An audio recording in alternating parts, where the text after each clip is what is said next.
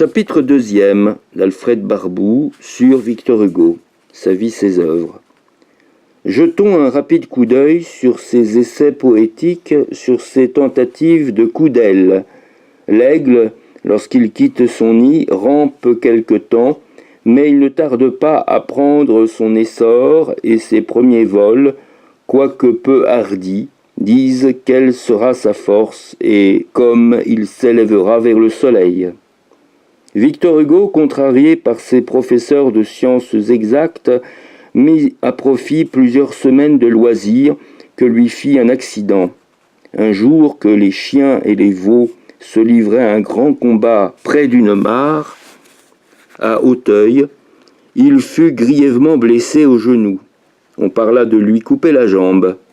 L'enfant refusa de dénoncer le soldat ennemi qui avait mis une pierre dans son mouchoir et occasionné cette blessure grave.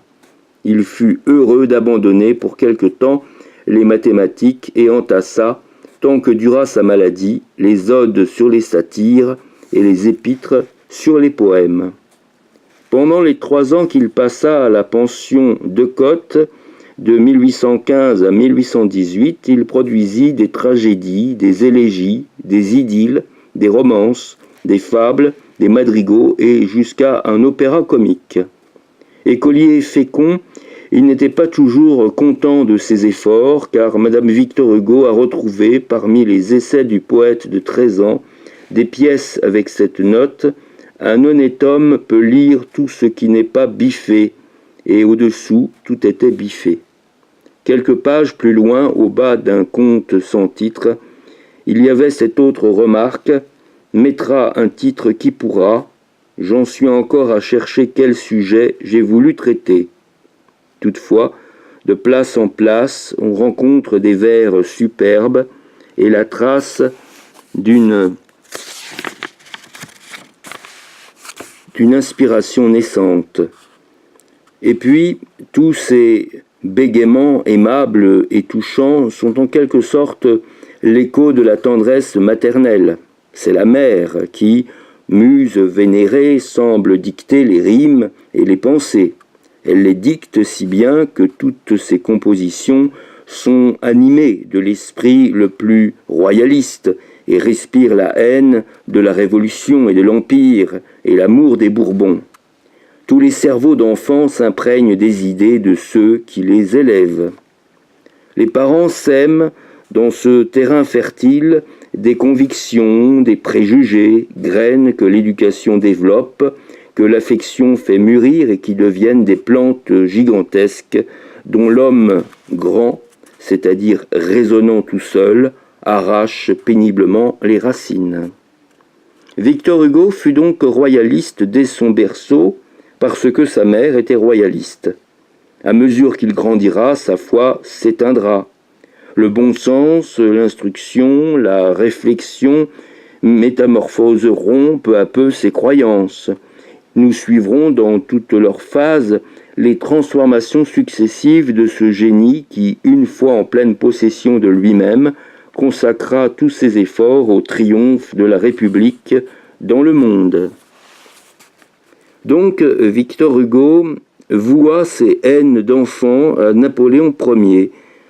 Quelques jours après la bataille de Waterloo, il s'écriait, indigné, parlant à l'empereur vaincu, « Tremble ! Voici l'instant où ta gloire odieuse subira du destin la main victorieuse. Sombre, inquiet, en proie aux remords déchirants, aux remords qui toujours poursuivent les tyrans, tu voulus tout dompter dans ton brûlant délire, et pour mieux l'affermir, tu perdis ton empire.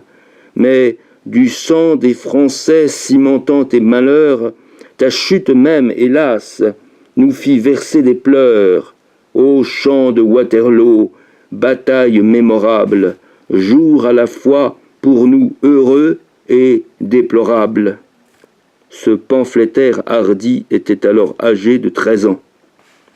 À la même époque, cet enfant que M. de Chateaubriand appela un enfant sublime termina une tragédie intitulée « Irtamen », dont le dernier vers résume les convictions de l'auteur.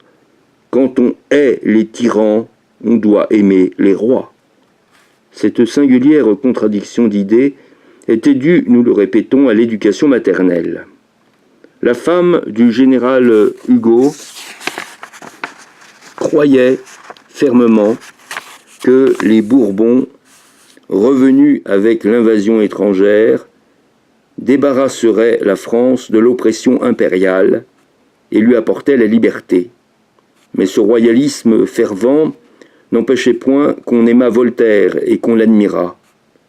Le jeune homme, comme un miroir, reflétait toutes les inconséquences du jugement de la femme dont il était né.